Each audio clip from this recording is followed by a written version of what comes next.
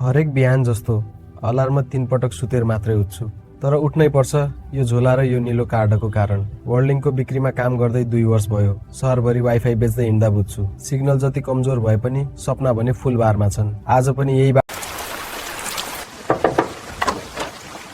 नमस्ते दिदी। नमस्ते। नयाँ राउटरको अफर छ, छिटो नेटको लागि। एकछिन हेर्नुहुन्छ? अहिले चाहिँदैन, धन्यवाद। ठिक छ दिदी, फेरि भेटौँला। महिना पनि टार्गेट छुट्यो भने पुरा टिमलाई असर गर्छ। मोबाइलमा मिस्ड कल घरबाटै हो जस्तो लाग्छ, भित्रभित्रै डर, जागिर जाने डर। सुन्नुहोस् न, अर्को हप्ता रिपोर्ट तयार ल्याउनुहोस्। ठिक छ सर। ठिक छ नि? म ठिकै छु। काममा अलि धक्काधक छ। खानेकुरो खाएर छस् कि छैनस्? धेरै चिन्ता नलागोस् है। हुन्छ आमा, ख्याल राख्छु म। घर आउँदा खबर गर है। ठिक छ आमा, मिन्छु। सन्चै बस्नु। हजुर। ठिक छ, होल्डिङ जडान गरिदिनु। धन्यवाद दाई, आज जोडेर दिन्छु। आशा फेरि बलियो भयो।